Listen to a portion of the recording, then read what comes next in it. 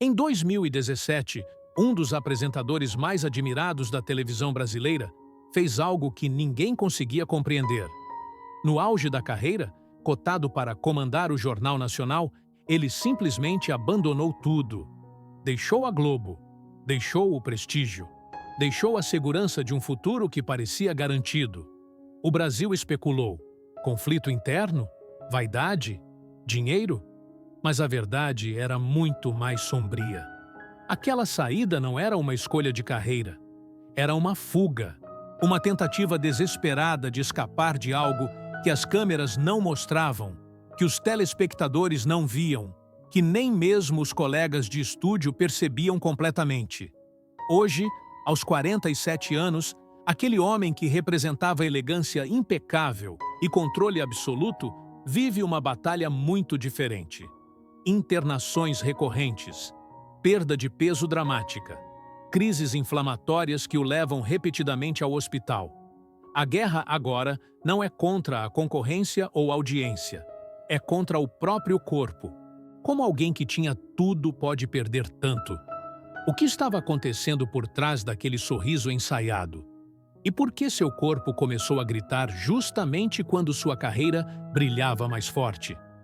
Antes de entendermos o presente, precisamos voltar ao início. Porque a história desse jornalista não começou nos estúdios iluminados da televisão, mas em um lugar muito mais simples. A história de Evaristo Costa não começou nos estúdios iluminados da televisão brasileira, mas nas ruas tranquilas de Cordeiro, uma pequena cidade do interior do Rio de Janeiro, com pouco mais de 20 mil habitantes. Nascido em 30 de outubro de 1976, Evaristo cresceu em um ambiente simples, onde a televisão não era uma possibilidade de carreira, mas apenas um eletrodoméstico que trazia o mundo para dentro de casa.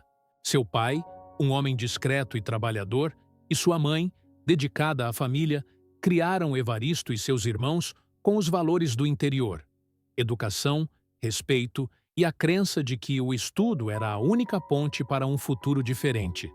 Não havia glamour naquela infância. Havia rotina, disciplina e o sonho silencioso de um menino que olhava para a TV e imaginava estar do outro lado da tela. Ainda jovem, Evaristo saiu de Cordeiro rumo a Niterói, onde cursou comunicação social na Universidade Federal Fluminense. Ali, entre apostilas, debates e estágios em pequenas redações, começou a moldar o profissional que se tornaria. Não era o aluno mais extrovertido nem o mais ousado, mas possuía algo raro: presença. Quando Evaristo falava, as pessoas escutavam. Quando entrava em uma sala, era notado. Seus primeiros passos no jornalismo foram modestos: pequenas emissoras, coberturas locais, plantões noturnos onde poucos assistiam. Mas cada reportagem era tratada como se o Brasil inteiro estivesse do outro lado da câmera. Cada texto era lapidado com cuidado. Cada apresentação ensaiada até a perfeição. Evaristo não aceitava mediocridade, nem mesmo quando ninguém estava prestando atenção. A virada chegou quando ele foi contratado pela TV Globo em 2007. Inicialmente para a sucursal de Brasília. Ali, cobriu política, economia, os bastidores do poder. Sua postura elegante, dicção impecável e capacidade de transmitir informações complexas com clareza chamaram a atenção dos executivos da emissora. Ele não era apenas mais um repórter. Era alguém que poderia estar na bancada. Em 2011, o convite que mudaria sua vida chegou: apresentar o jornal Hoje, ao lado de Sandra Annenberg. Evaristo tinha apenas 34 anos, mas já carregava a maturidade de quem havia trilhado um caminho árduo. Quando pisou pela primeira vez naquele estúdio, diante das câmeras que transmitiriam sua imagem para milhões de lares brasileiros, ele sabia que não estava ali por acaso. Era a recompensa de anos de dedicação silenciosa. E o Brasil se apaixonou. Não apenas pelas notícias que ele apresentava, mas pelo jeito como apresentava. Havia uma elegância natural em Evaristo. uma combinação rara de seriedade e carisma. Ele não era apenas bonito, embora sua aparência impecável certamente ajudasse. Ele transmitia confiança. Quando Evaristo dizia que algo havia acontecido, você acreditava. Durante 6 anos, ele reinou absoluto nas tardes brasileiras. Prêmios se acumularam. O reconhecimento veio de todos os lados. Especulava-se que ele seria o sucessor natural de William Bonner no Jornal Nacional. O topo estava ali, ao alcance das mãos. Bastava esperar, continuar fazendo o que fazia tão bem. Mas algo estava errado, algo que as câmeras não captavam, que os telespectadores não viam, que nem mesmo os colegas de estúdio percebiam completamente. Por trás do sorriso ensaiado, da postura impecável, do profissionalismo inquestionável, Evaristo estava se esvaziando. Não era apenas cansaço, era um vazio que crescia a cada dia. Uma sensação de que aquela vida dourada estava, lentamente, o consumindo. E seu corpo, silenciosamente, já começava a gritar. Entre 2011 e 2017, Evaristo Costa viveu o sonho que milhões de jornalistas brasileiros perseguem a vida inteira. Ele não era apenas um apresentador de telejornal. Era um fenômeno. Suas gravatas viravam tendência. Seus trejeitos eram imitados. Seu nome era sinônimo de credibilidade. Quando o relógio marcava meio-dia, milhões de brasileiros sabiam exatamente onde encontrá-lo. Na tela, impecável, confiável, sempre presente.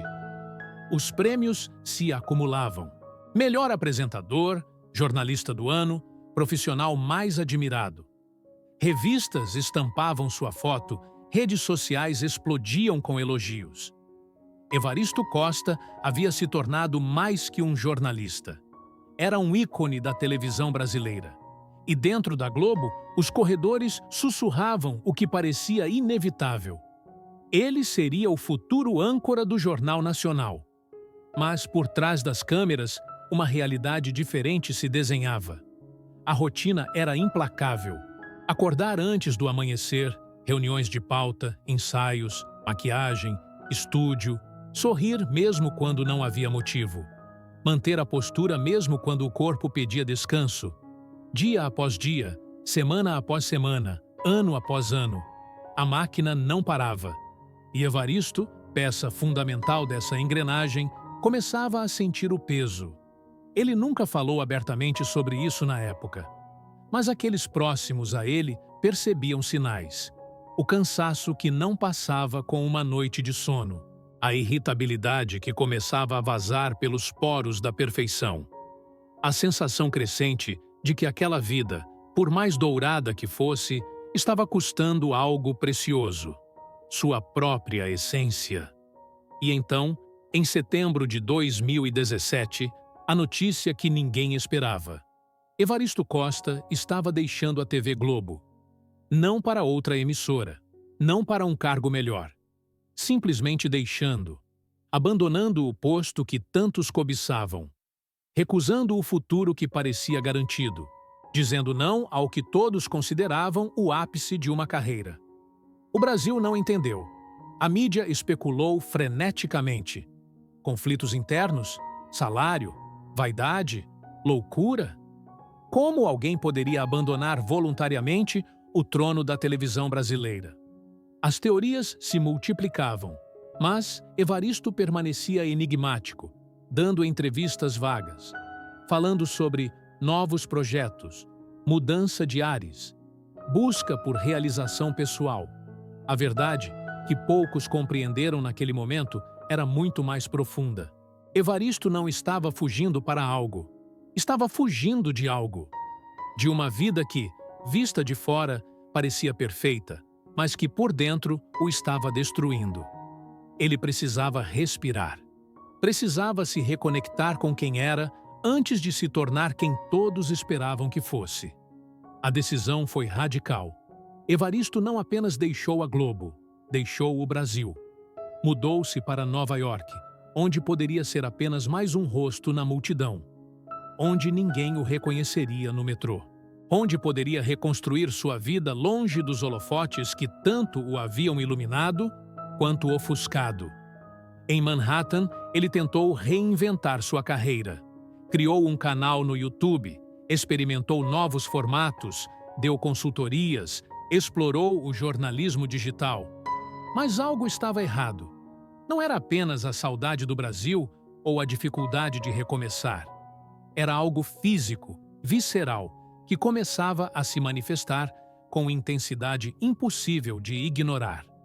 Dores abdominais que vinham em ondas implacáveis, perda de peso inexplicável, mesmo comendo normalmente, fadiga que não tinha relação com esforço, idas frequentes ao banheiro, sempre com a mesma agonia. Evaristo tentou ignorar, atribuir ao estresse da mudança a adaptação a uma nova vida, mas o corpo não mentia e começava a gritar cada vez mais alto. Os primeiros médicos em Nova York levantaram suspeitas. Exames foram solicitados. Resultados começaram a chegar. E quando o diagnóstico finalmente veio, Evaristo entendeu que sua fuga da televisão não havia sido apenas uma escolha profissional. Havia sido, sem que ele soubesse, o primeiro movimento de uma guerra muito maior que estava prestes a começar. Doença de Crohn. Um nome que ele mal conhecia. Uma condição inflamatória crônica do sistema digestivo, sem cura, imprevisível, capaz de transformar dias normais em pesadelos de dor. A batalha que ele havia travado nos estúdios da Globo parecia, agora, um ensaio para o verdadeiro combate que teria pela frente. O homem que o Brasil conhecia como símbolo de elegância e controle estava prestes a se tornar outra coisa, um símbolo de vulnerabilidade, de coragem, de sobrevivência. E essa transformação seria muito mais difícil que qualquer reportagem, qualquer bancada, qualquer estúdio que ele já havia enfrentado. A vida de Evaristo Costa havia mudado para sempre. E o pior ainda estava por vir. A doença de Crohn chegou como um invasor silencioso, mas se revelou um inimigo implacável. Trata-se de uma condição inflamatória crônica que ataca o sistema digestivo, provocando lesões que podem se estender da boca ao intestino. Não há cura, não há previsibilidade. E para Evaristo, significou o início de uma batalha diária pela simples capacidade de viver sem dor. As crises começaram a se intensificar. Ondas de dor abdominal tão severas que o deixavam curvado, incapaz de se mover. Diarreias recorrentes que o impediam de sair de casa. Febre súbita que surgia sem aviso. E a fadiga, essa companheira constante que roubava dele a energia para tarefas básicas. O homem que costumava comandar um telejornal nacional agora lutava para conseguir comer uma refeição simples sem que seu corpo reagisse com violência. As internações se tornaram rotina. Hospitais em Nova York, depois no Brasil, quando ele retornou buscando tratamento. Cada crise inflamatória era uma emergência. Cada infecção, uma ameaça real. Antibióticos intravenosos, jejum forçado, exames intermináveis e a solidão de quartos hospitalares onde nenhum prêmio, nenhum reconhecimento, nenhuma memória de glória fazia diferença alguma. A perda de peso foi brutal e visível. Evaristo, que sempre teve porte atlético e elegante, começou a definhar. 10 quilos, 15, 20. Suas roupas ficaram largas, seu rosto ficou cavado. E quando ele finalmente decidiu compartilhar sua luta publicamente nas redes sociais, o Brasil viu imagens chocantes. O apresentador impecável reduzido a um homem frágil, conectado a soros, com olheiras profundas, sorrindo com esforço para a câmera. Mas nessa vulnerabilidade havia coragem extraordinária. Evaristo não escondeu sua condição. Postou fotos do hospital, descreveu a dor sem filtros, admitiu o medo, a frustração, a exaustão de um corpo que não obedecia mais. Mais uma crise, ele escreveu em uma das postagens. Mais uma internação. Mas seguimos lutando. Essa honestidade brutal transformou Evaristo novamente. Não mais o âncora intocável, mas um ser humano enfrentando o inimaginável.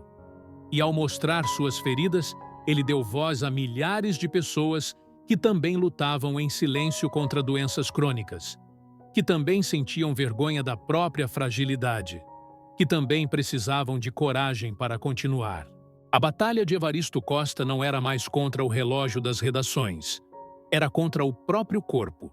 E dessa vez, não havia script, não havia ensaio, não havia como controlar o desfecho. Hoje, aos 47 anos, Evaristo Costa vive uma realidade que jamais imaginou quando comandava o jornal Hoje. Sua rotina não é mais definida por reuniões de pauta ou horários de estúdio, mas por consultas médicas, protocolos de medicação e a constante vigilância sobre um corpo que pode entrar em crise a qualquer momento. As internações continuam recorrentes. A cada nova crise inflamatória, ele retorna aos hospitais. Enfrenta novos tratamentos. Luta contra infecções que aproveitam um sistema imunológico já debilitado. A perda de peso permanece dramática, oscilando conforme seu corpo aceita ou rejeita os alimentos. Não há previsibilidade, não há garantias. Mas o que Evaristo perdeu em saúde, ganhou em propósito. Ao compartilhar sua batalha sem máscaras, ele se tornou porta-voz involuntário de milhões que sofrem com doenças invisíveis. Cada postagem hospitalar é um lembrete de que força não está em parecer invencível, mas em continuar levantando mesmo quebrado. Seu legado mudou. Não são mais as gravatas elegantes ou a voz firme que o definem. É a coragem crua de mostrar que mesmo os mais admirados são, no fim, terrivelmente humanos. Que sucesso não se mede em ratings, mas em dignidade diante do sofrimento. Evaristo Costa nos ensina que a verdadeira batalha não é contra concorrentes ou audiência. É contra as guerras invisíveis que travamos dentro de nós mesmos. E que vencer, às vezes, significa apenas sobreviver mais um dia. Se essa história tocou você, deixe seu comentário. Compartilhe com quem precisa de coragem. E lembre-se, por trás de cada sorriso na tela, pode haver uma luta que jamais imaginamos.